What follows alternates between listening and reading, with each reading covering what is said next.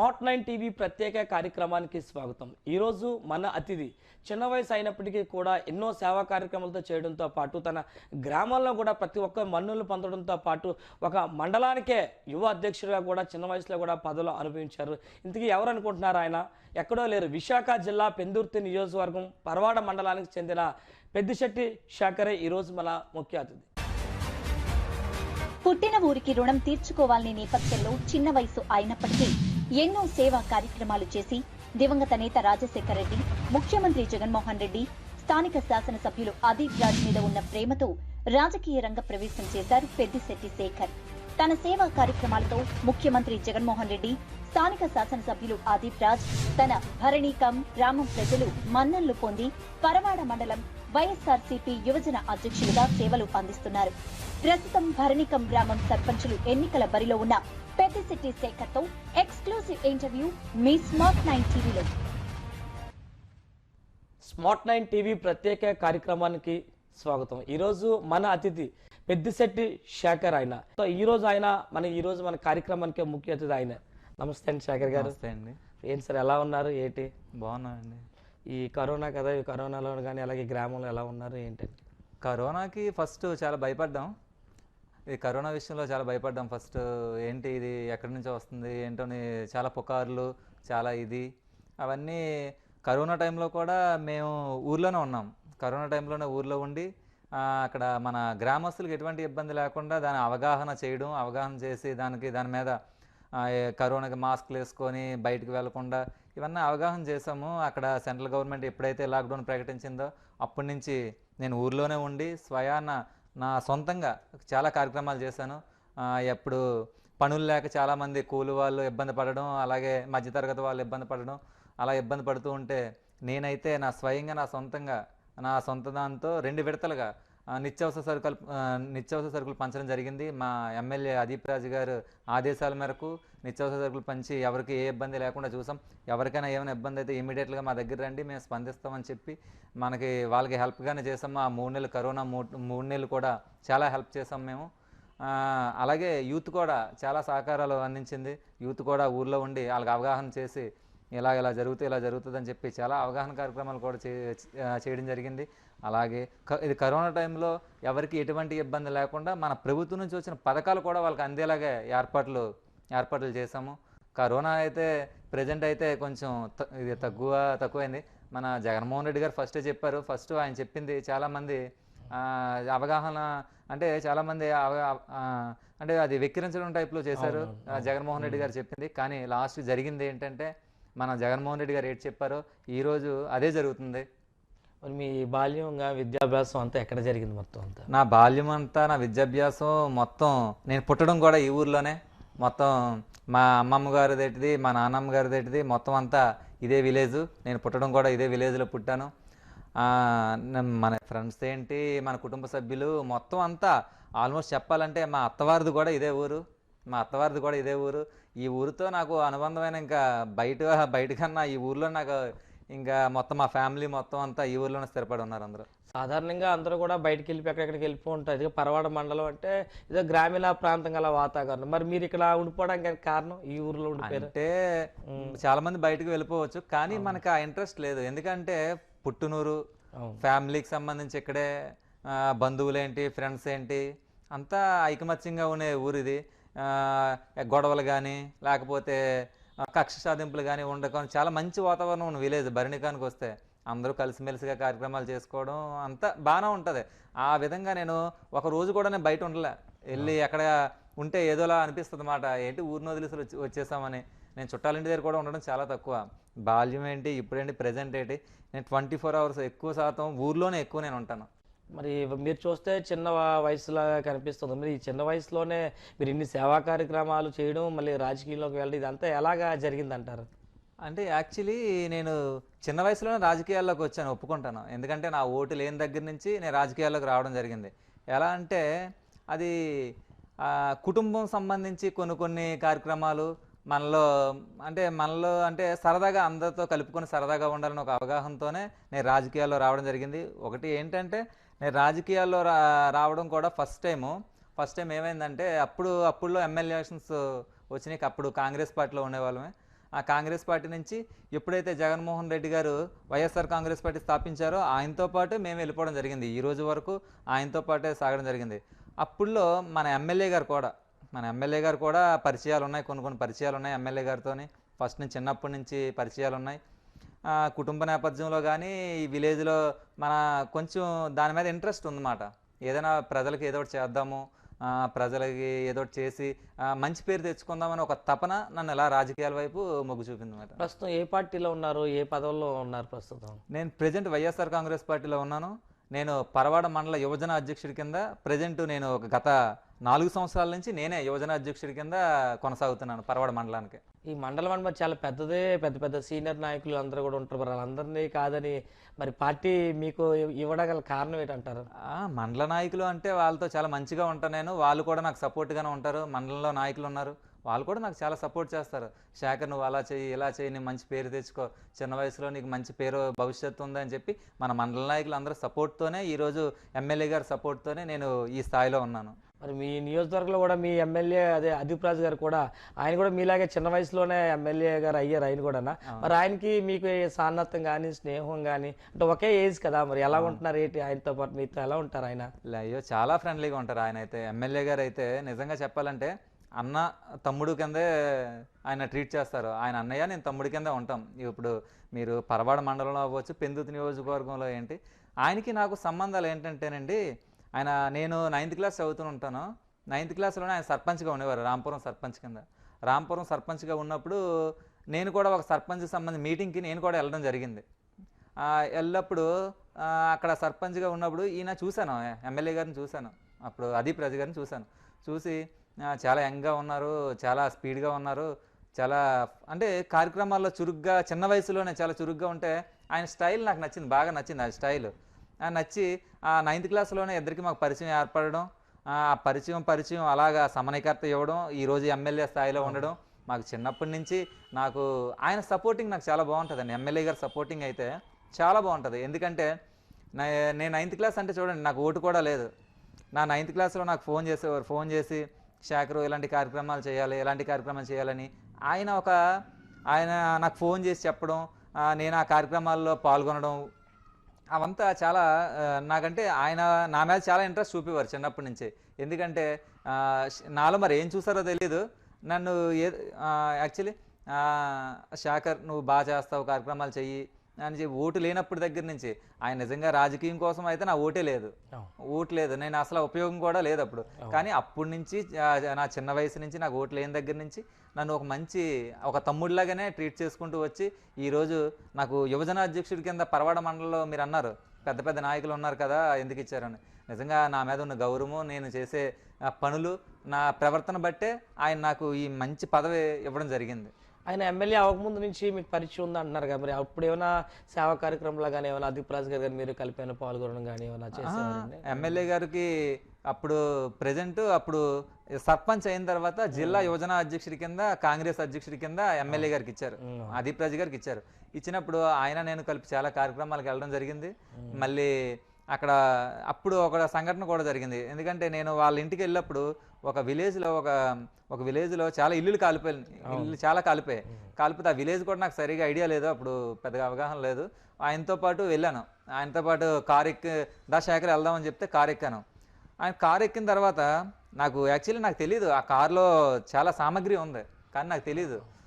అప్పుడు ఆయన కారు దిగేసి వెనకాతల వాళ్ళే లోపల ఉన్నవన్నీ తీసుకురండి అంటే బియ్యము, నూనెలు, నిత్యావసరకులు చాలా అంటే చాలా తీసుకొచ్చి మొత్తం అందరికీ పంచడం జరిగింది. ఆయన చాలా మంచి కార్యక్రమాలు చేస్తారండి. అంటే ఈ ఎమ్మెల్యే అవ్వకముందు నుంచి కూడా సేవా కార్యక్రమాలతో ఎమ్మెల్యేగా అదీప్ రాజు గారితో పాటు మీరు కూడా పాల్గొనేవారు? అవునండి, నేను ఆయన ఎమ్మెల్యే అవ్వకముందు నుంచి ఇద్దరికి పరిచయం ఉంది. ప్లస్ ఆయన సేవా కార్యక్రమాలు కూడా ఆయన సర్పంచ్గా ఉన్న దగ్గర నుంచి స్టార్ట్ చేశారు. మరి మీ గ్రామంలో ఉన్న పరిస్థితులు ఎలా ఉంది? ఇక్కడ వాతావరణం కానీ మీ గ్రామంలో ఉన్న పరిస్థితులు? వాతావరణం అంటే ఏముందండి, నేను కొత్తగా ఇప్పుడు సర్పంచ్గా చేద్దాం అనుకుంటున్నాను ఈ విలేజ్కి.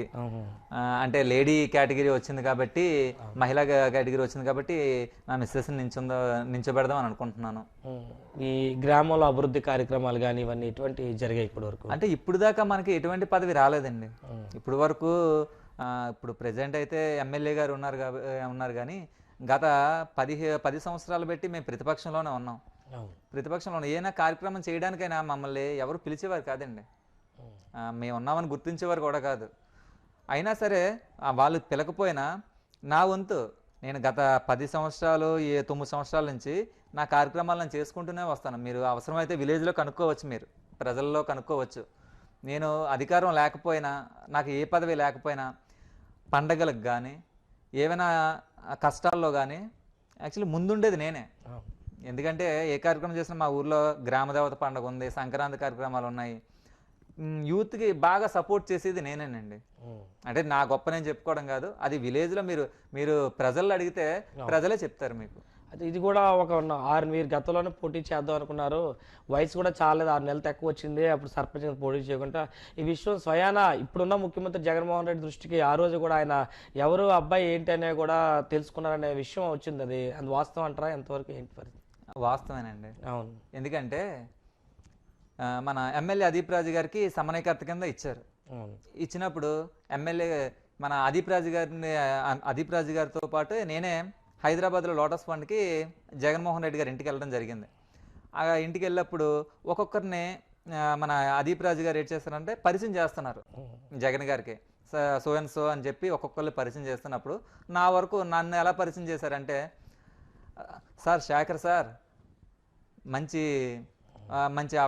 మంచి కార్యక్రమాలు చేస్తాడు సార్. మొన్న కూడా భరణిక అక్కడ ఒక విలేజ్కి సర్పంచ్ కింద పోటీ చేయాలనుకున్నాము, అనుకుంటే 6 నెలలు తక్కువ వచ్చిందని చెప్పి మిస్ అయింది సార్ అని మన అదీప్ రాజు గారు చెప్పడం జరిగింది. వెంటనే జగన్మోహన్ రెడ్డి గారు, అయ్యో నువ్వు 6 నెలలు తక్కువ వచ్చిందా, నెక్స్ట్ ప్రభుత్వంకి వచ్చినప్పుడు నువ్వు సర్పంచ్ అయి రావాలి నా దగ్గరికి. మన ప్రభుత్వం వస్తుంది కదా, మన ప్రభుత్వం వచ్చినప్పుడు నువ్వు సర్పంచ్గా చూడాలని స్వయాన జగన్మోహన్ రెడ్డి గారు మన ఎమ్మెల్యే గారి దగ్గర అన్నారు. అది వాస్తవం అండి. అయితే మీ కళ నెరవేరబోతుంది అనమాట. అయితే అదే నేను దేవుడి ఆశీస్సులు, ప్రజలు నేను చేస్తానని నమ్మకం, నాకు ప్రజల ఆశీస్సులు దేవుడి ఆశీస్సులు ఉంటే కంపల్సరీ ఆ కళ నెరవేరుతుందండి. ఈ గ్రామంలో ఉన్న ప్రధానమైన సమస్యలు కానీ ఏమన్నా గుర్తించారా? ఏమైనా ఉన్నాయా మీ గ్రామంలో చేయవలసిన సమస్యలు? ఉన్నాయి సార్, గ్రామంలో చాలా సమస్యలు ఉన్నాయి. ఇప్పటి వరకు మనకు అవకాశం రాలేదు, ఇప్పుడు అవకాశం వచ్చింది. ఇప్పుడు మనం సర్పంచ్గా ప్రజలు దీవెనలు, ప్రజలు అవకాశం ఇస్తే ఒక్కసారి నేను ఈ 5 సంవత్సరాల్లో ఏడ్ చేస్తాననేది వాళ్ళ ప్రజలకు కూడా తెలుస్తుంది. ఈ 5 సంవత్సరాలు నేను చేయవలసింది ఏంటంటే, నేను ఒక లిస్ట్ రాసుకున్నాను నేను. ఎందుకంటే ఈ 5 సంవత్సరాల్లో ప్రజలకు ఏడ్ చేయాలి. మళ్ళీ ఇప్పుడు జగన్మోహన్ రెడ్డి గారు చెప్తున్నట్టే నేను కూడా పార్టీలకు అతీతంగానే వెళ్దాం అనుకుంటున్నానండి. ఎందుకంటే నేను కూడా ఎవరిని ఇబ్బంది పెట్టేవాడిని కాదు, ఎవరిని కక్షాదింపు చర్య పెట్టేవాడిని కాదు. అందరూ మన వాళ్ళనే చూసుకుంటూ వెళ్ళిపోయేవాడిని నేను. ఎందుకంటే సపోజ్ మీరు అడగొచ్చు, ఇన్ని సంవత్సరాలు పెట్టి మనకి ఊరన్నాక మనకి ప్రతిపక్షం ఉంటుంది, మనకు అనుకూల పక్షం కూడా ఉంటుంది. అవునండి, అవును. ఈ రోజుకి వచ్చి ఈ రోజుకి వచ్చి కూడా మన పార్టీ అధికారంలో ఉందని కానీ, లేదంటే వేరే రూపంలో కానీ నేను ఎవరిని ఇబ్బంది పెట్టిన రోజులు లేవండి. ఎందుకంటే నాకు అది నచ్చదు. అందరూ మనవాళ్ళే కదా అని చెప్పి నేను అదే విధంగా వెళ్ళిపోతూ ఉంటాను. మీరు ప్రజల్లో అడగండి, ప్రజలు కనుక్కుంటే చెప్తారు. పోనీ ప్రజలు వద్దు, ప్రతిపక్షం వాళ్ళు అడగండి. ఈ రోజు వరకు మా దగ్గర అధికార పార్టీలో ఉన్నాం కదా అని చెప్పి మేము ఏ రోజు ఎవరిని ఇబ్బంది పెట్టలేదండి. ప్రజలు ఇబ్బంది పెడితే ఏమొస్తుందో చెప్పండి. ఈ రోజు నేను చెప్తే నా మాట ఆలకిస్తారు, రేపు వాళ్ళు చెప్తే వాళ్ళ మాట ఆలకిస్తారు. ఎప్పుడు ప్రజల్లో ఇబ్బంది పెట్టకూడదండి. వాళ్ళవనేమండి మనవలేను. ఏదైతే మీరు కలిసి ఉన్న ఈ స్థానికంగా కూడా మీ స్నేహితుడిగా ఉండి మంచి చిన్న వయసులో ఉన్న ఎమ్మెల్యే అదీప్ రాజు ఉన్నారు, అలాగే రాష్ట్ర ముఖ్యమంత్రి జగన్మోహన్ రెడ్డి గారు ఉన్నారు. అక్కడ ముఖ్యమంత్రి గారు, ఇక్కడ ఎమ్మెల్యే గారు, ఇద్దరు కూడా మీరు అనుకున్న వ్యక్తులు రావడం, అధికారుల్లో మీరు ఉన్నారు. మరి ఇన్నాళ్ళు కూడా ప్రభుత్వం ఇచ్చిన సంక్షేమ పథకాలు కానీ ఇవన్నీ కూడా మరి మీ గ్రామంలో మరి ఏ విధంగా ప్రజల దగ్గరకు తీసుకెళ్లారు? మీరు ఏ విధంగా పార్టీని ముందుకు తీసుకెళ్తున్నారు ఇక్కడ ఒక యువకుడిగా, యువ నాయకుడిగా? అవునండి, అది కూడా ఇప్పుడు పథకాలు అనేది ఒక నాయకుడు నా దగ్గరకో లేకపోతే వేరే వాళ్ళ దగ్గరకో వెళ్ళవసరం లేదండి.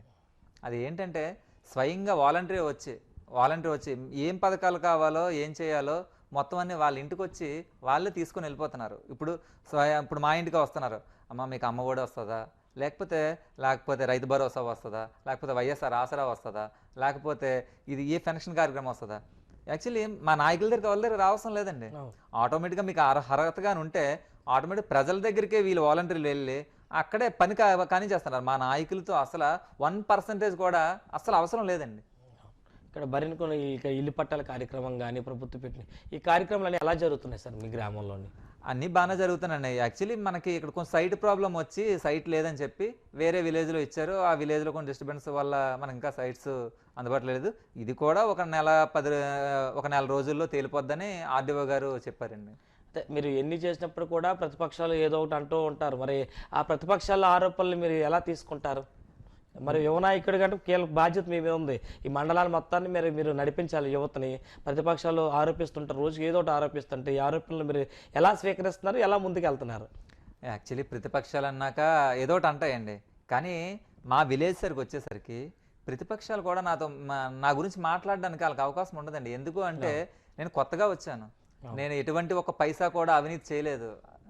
అవినీతి చేశాను, ఒక పైసా అవినీతి చేశాను అంటే నేనే రాజకీయాల నుంచి తప్పుకోవడానికి నేను సిద్ధం. ఎందుకంటే నేను ఒక అవినీతి చేసేవాడిని కదండి. ఒక సేవా కార్యక్రమాలు ప్రజలకి ఏదో ఒక మంచి చెయ్యాలనే ఒక తపనంతోని నా ఇంట్లో తీసుకొచ్చి పెడతాను తప్పించి ఒకరింట్లోది మా ఇంట్లో పెట్టుకోనండి. నాకు చిన్నప్పటి నుంచి నాకున్న అలవాటు ఏంటంటే నాకు అలాంటిది నాకు నచ్చదండి. నేను ఏదైనా ముక్కుసూటిగా మాట్లాడతాను, అవుతుందని చెప్తాను, లేదు అవ్వదని చెప్తాను, అంతే తప్పించి ప్రజల్లే అది చేస్తాను ఇది చేస్తాను మబ్బి కూడా పెట్టనండి. ఏంటంటే మనకి అవుతుందని చెప్తాను, లేకపోతే లేదని చెప్తాను. ఇప్పుడు వచ్చి నేను ₹1 పెట్టడమే తప్పించి ₹1 తినడం అయితే మాత్రం నాకు తెలియదు, నాకు చేత కాదు. ఇప్పుడు కూడా నేను సవాల్ చేస్తానండి. ఎక్కడైనా శేఖర్ అనే వ్యక్తి ఒక పైసా ప్రతిపక్షాల వాళ్ళని ఒక పైసా తిన్నాను అంటే ఈరోజు నేను రాజకీయాల నుంచి తప్పుకోవడం నేను సిద్ధంగా ఉన్నాను. ఈ గ్రామంలోనే పుట్టారు, ఇక్కడే రాజకీయంగా కూడా మీరు అడుగులు వేస్తూ కూడా ముందుకు వెళ్తున్న పరిస్థితి. ఇక్కడున్న మీ బాల్యంలో స్నేహితులు కానీ వీళ్ళందరి మద్దతు మీకు ఎలా ఉంటుంది? లేదండి, యూత్ అయితే మాత్రం నా ఫ్రెండ్స్ కానీ మా ఫ్యామిలీ సభ్యులు కానీ యూత్లో చాలామంది అందరూ కలిసే ఉంటాం, యూత్ అంతా కలిసే ఉంటాం. చాలా సపోర్ట్ అండి నాకు. ఎందుకంటే నేను చేసే కార్యక్రమాలు వాళ్ళకి బాగా నచ్చుతూ ఉంటాయి. ఎందుకంటే ఎక్కువ యూత్కి సంబంధించిన పండగల్లో కానీ లేకపోతే ఇతర కార్యక్రమాల్లో కానీ యూత్కి ఎక్కువ ప్రయారిటీ ఇస్తూ ఉంటానండి నేను. ఎందుకంటే వాళ్ళ సరదా ముఖ్యం కదండి. యూత్ అంటే సరదాగా ఉంటారు, పండగలు వచ్చినా ఏదొచ్చినా నేను యూత్కే ఎక్కువ సపోర్ట్గా ఉంటాను.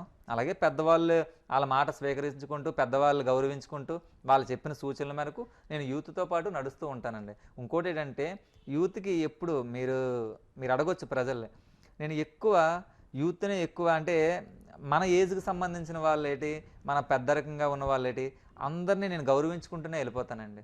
ఎవరిని నేను మర్యాద లేకుండా మాట్లాడడం కానీ నా నోటి నుంచి ఒక చిన్న ముక్క అనేది కూడా రాదండి. ఈ గ్రామంలో ఉన్న ప్రజలకి కానీ యువతకి కానీ ఏం చెప్పదలుచుకున్నారు? గ్రామంలో యువతకి ఆల్రెడీ నా గురించి తెలుసుండి. వాళ్ళకి ప్రజలకు కానీ యువతకు కానీ ఆల్రెడీ నా గురించి తెలుసు. ఎందుకంటే శేఖర్ ఏదైనా కార్యక్రమం చేసేవాడే కానీ అన్యాయంగా వెళ్ళేవాడు కాదని ప్రజలకు తెలుసండి. ఇంకా వాళ్ళకి ఏంటంటే వాళ్ళు ఒక్క అవకాశం అండి.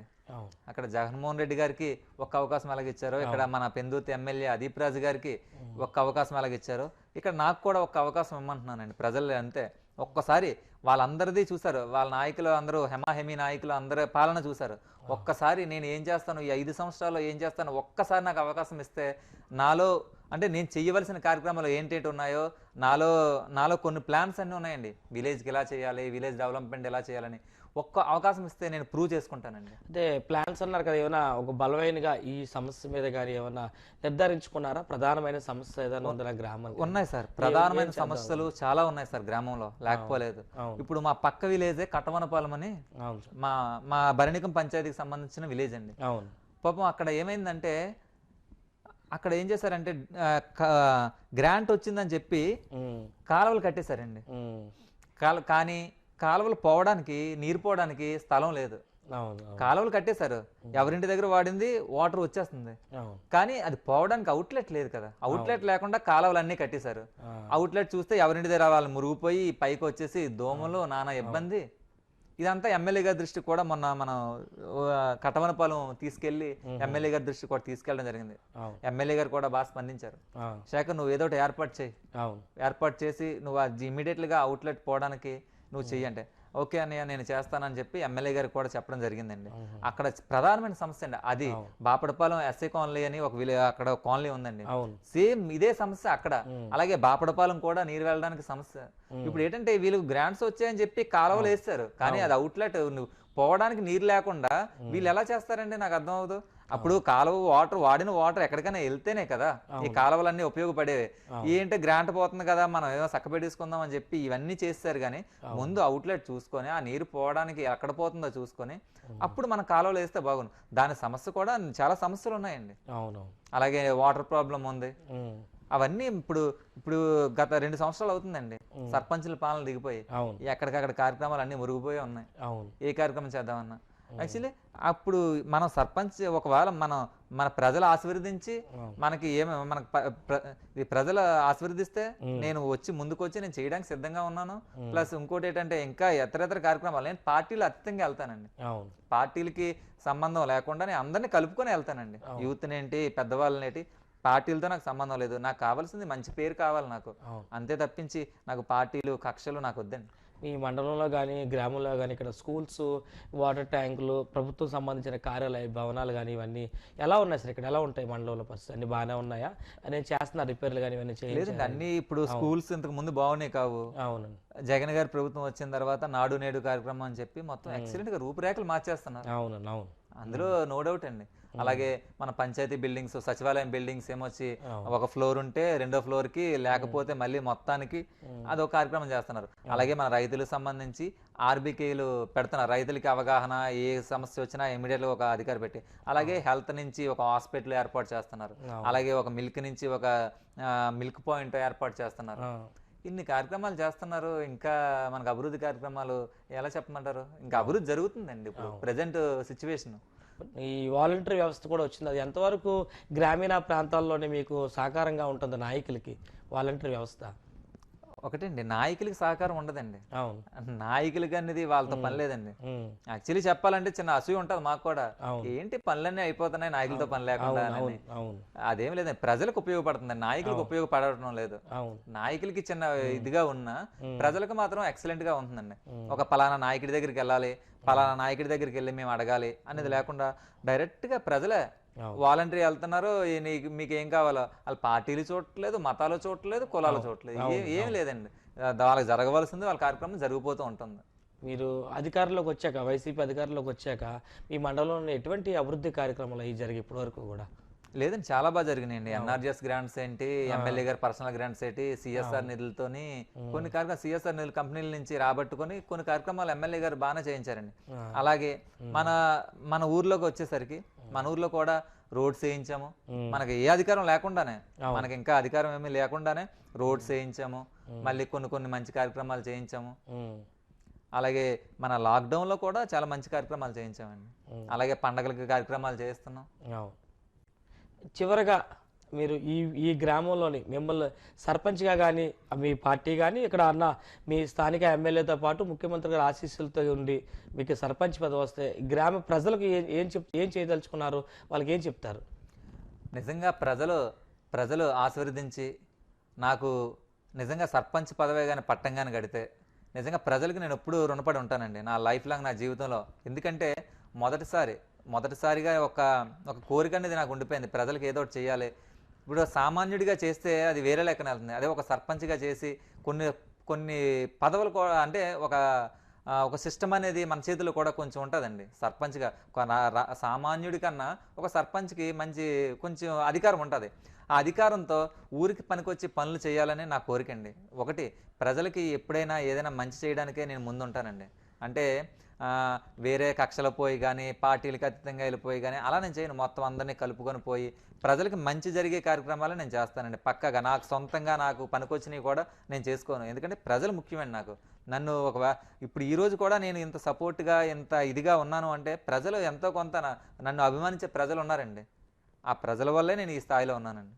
చూశారు కదా, చిన్న వయసు అయినప్పటికీ కూడా ఎన్నో సేవా కార్యక్రమాలు చేయడంతో పాటు పుట్టిన ఊరికి, పుట్టిన బరినిగం గ్రామానికి కూడా తన వంతు అండగా ఉండాలని 24 గంటలు కూడా ప్రజలు ఎప్పుడు కరోనా లాంటి విపత్తుకర సమయంలో కూడా ఎప్పుడు ఏ కష్టం వచ్చినా నేను అండగా ఉండాలని కూడా చెప్తున్న పరిస్థితి. మండలానికి సంబంధించిన నాయకుల అండతో పాటు స్థానిక శాసనసభ్యులు అధిప్రజ్ అండతో పాటు ముఖ్యమంత్రి జగన్మోహన్ రెడ్డి ఆశీస్సులతోని నేను ఈరోజు ఇన్ని సేవా కార్యక్రమాలను చేయగలిగానని చెప్పి ఆయన చెప్తున్న పరిస్థితి. ఖచ్చితంగా ఇప్పుడు ఏదైతే పంచాయతీ ఎన్నికలు జరుగుతున్న ఎన్నికలతోని స్థానిక శాసనసభ్యులతో పాటు ఇక్కడున్న మండల నాయకులతో పాటు రాష్ట్ర ముఖ్యమంత్రి అండదండలుగా నాకు ఖచ్చితంగా ఉన్నట్టయితే ఖచ్చితంగా బరినికం సర్పంచ్గా నేను ఉంటాను. అంటే ఇప్పటివరకు ఒక ఎన్నో సేవా కార్యక్రమాలు చేసిన ఒక సర్పంచ్గా కూడా ఈ బరినికం గ్రామానికి మరెన్నో సేవా కార్యక్రమాలు చేసి ప్రజల మన్నులు పొందుతానని చెప్పేసి వైఎస్ఆర్సీపీ మండల యువ అధ్యక్షుడు పెద్దిశెట్టి శేఖర్ తెలిపారు.